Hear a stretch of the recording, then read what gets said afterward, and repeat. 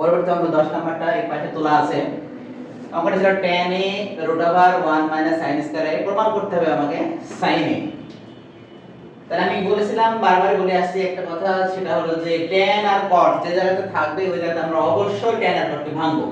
এখানে tan আছে তাকে ভেঙে দিলাম sin by cos 1 - sin square a, কথার অর্থ হলো cos স্কয়ার a। এটা সূত্রে ছিল, উপরে রুট আছে, রুট থেকে গেল sin বাই cos রেখে দিলাম রুট আর স্কয়ার। আমরা জানি যে রুটের মধ্যে যদি স্কয়ার থাকে তাহলে স্কয়ার আর রুটটা উঠে যায়, অথবা স্কয়ারের উপরে যদি রুট থাকে তাহলে রুট আর স্কয়ার উঠে যায়, দেখুন একটা।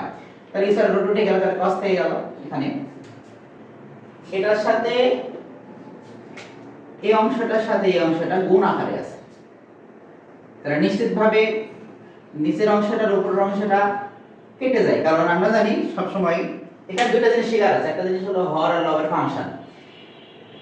উপরে যেটা থাকবে সেটাকে অবশ্যই নিচে যেটা থাকবে তার সাথে আগে দেখতে হবে মিলিয়ে যে একই রকম সংখ্যা বা চলক অথবা ভিন্ন ভেদে মান আছে কিনা। যদি একই রকম থাকে তাহলে কেটে যাবে, নিশ্চিত কেটে যাবে, সব সময় কাটবে। তো আমরা দেখতেছি গুণ হলো উপরের অংশ, তাহলে এটা এটার সাথে থেকে গেল, অর্থাৎ এটার সাথে এটা কানেক্টেড, তাহলে নিচের অংশে এটা গোটাটা, তাই cos আর cos কেটে গেল একই রকম থাকার কারণে। তাহলে থাকলে কি sin, sin এ আমাদের প্রমাণ করতে বলেছিল রুট। শেষ। এই পাশে 11 নম্বর অঙ্ক।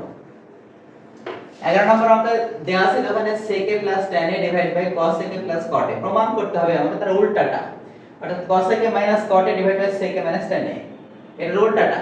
এখানে ছিল কি sec a + tan a / cos a + cot a, কিন্তু ওখানে বলেছে কি cos a - cot a উল্টা মান। আবার এখানে কি বলেছে sec a + tan a উল্টা মান, sec a - tan a।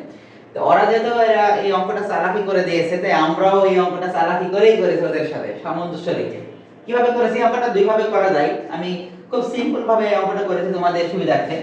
সেটা হলো উপরের অংশটা দিয়ে রাইট হ্যান্ড সাইডের নিচের অংশের সাথে গুণ, তারপরে আবার উপরের সাথে গুণ। এই যে উপরের অংশটা, তারপরে রাইট হ্যান্ড সাইডের নিচের অংশ, তারপরে রাইট হ্যান্ড সাইডের উপরের অংশ। সেম ভাবে এই পাশের নিচের অংশটার সাথে এই পাশের উপরের অংশ গুণ, তারপরে নিচের অংশ গুণ। এই যে লেফট হ্যান্ড সাইডের নিচের অংশ, রাইট হ্যান্ড সাইডের উপরের অংশ, তারপরে নিচের অংশ গুণ। তাহলে আমাদের অঙ্কটা হয়ে যাবে। কিভাবে?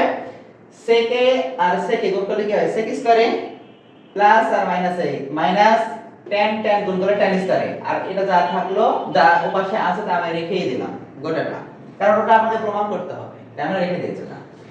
নিচে তাই cos a R cos a গুণ করলাম cos স্কয়ারে plus minus a minus cot আর cot গুণ করলে cot স্কয়ারে, আর এখানে যা আছে সেটা রেখে দিয়েছি, কারণ এটা আমাদের প্রমাণ করতে হবে। এখন আমরা জানি যে sec স্কয়ার - tan স্কয়ার সূত্রতে লিখে দিয়েছিলাম, sec স্কয়ার - tan স্কয়ার আর cos স্কয়ার - cot স্কয়ার মানে 1, তাহলে এটা 1 লিখে দিলাম, আর এটা থেকে গেল 1 কেটে গেল, অর্থাৎ যেটা ছিল সেটা থেকে গেল, তারপর 1 হয়ে গেল, রাইট হ্যান্ড সাইড।